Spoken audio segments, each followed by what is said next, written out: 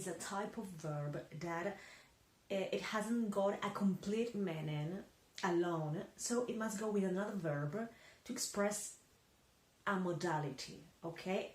And a modality could be likelihood, it could be ability, it could be possibility. Today we're going to focus on some specific modal verbs, and today the modalities we are going to work on are advice, ability, and obligation and necessity, okay?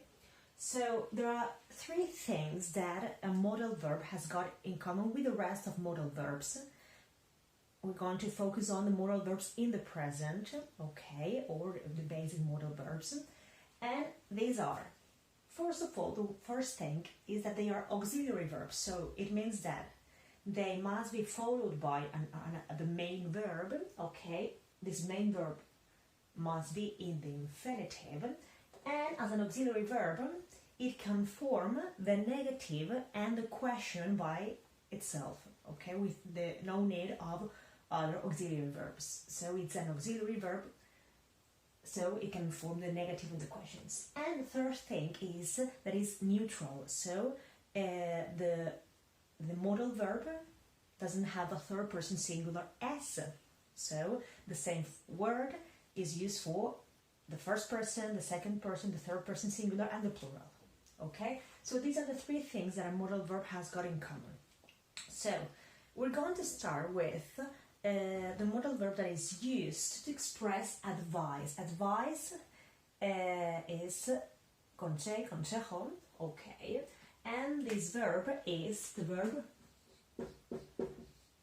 should, okay? Should.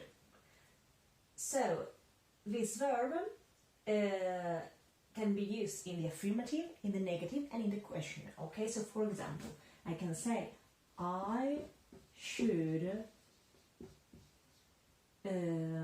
study more in the affirmative, but in the negative I could say, he shouldn't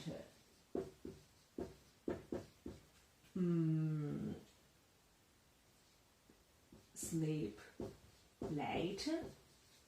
Okay, so we add not to the verb or an apostrophe t. This is the contraction, the short form. Or we can ask, should I go to the doctor? Okay, so we put the should at the beginning of the sentence to ask the question. Okay, so we can use it in the affirmative, in the negative, or in the question. So how could we can translate this into Spanish? For example, I should study more. In Spanish would be debería estudiar más. He shouldn't sleep late. No debería irse a dormir tarde. Should I go to the doctor? Debería ir al médico. Okay, so should is used to give some advice or to ask for advice. Okay. Then we have ability. Ability is expressed by can. Okay, the verb can be used to express ability, but it has other uses that we're going to see later. For example, I can say, I can speak 3 languages. So I have the ability to speak 3 languages, okay? In this way, I would translate this as yo sé hablar 3 idiomas, okay? In the affirmative. In the negative, he can't swim. No sabe nadar, okay? And in the question, can you speak English?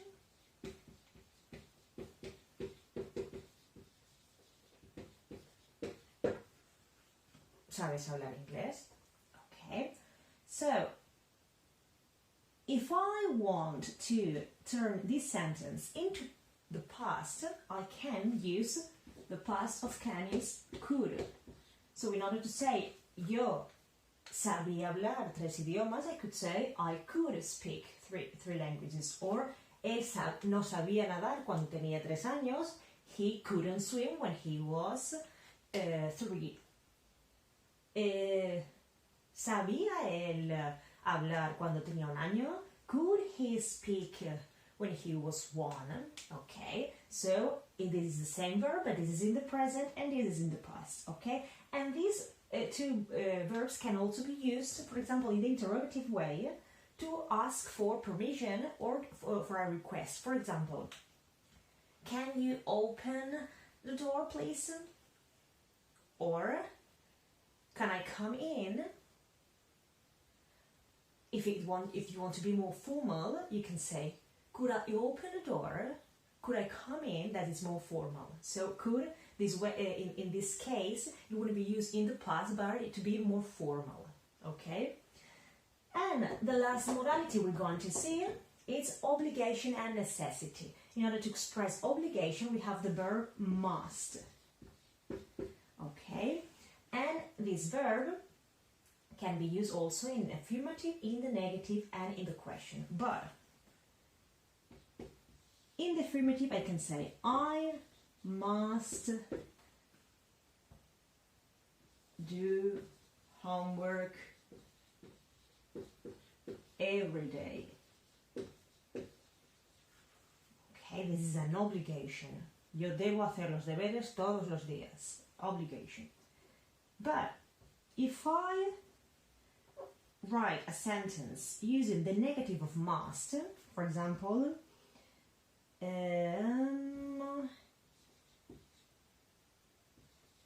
he mustn't smoke in the library. Okay? The meaning of this sentence is not a lack of obligation or no obligation or no necessity. This is another use, which is prohibition. So the negative of must is not a lack of obligation, is prohibition. So he mustn't smoke in the library is that it's forbidden, it's prohibited to smoke in the library for him. Okay? And we can use this verb in the interrogative form, but it is not very common, but you can use it. For example, must we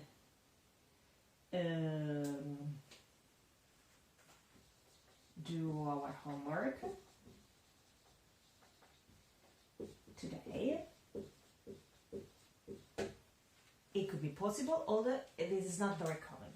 So, which verb can I use to express in the negative form a lack of obligation?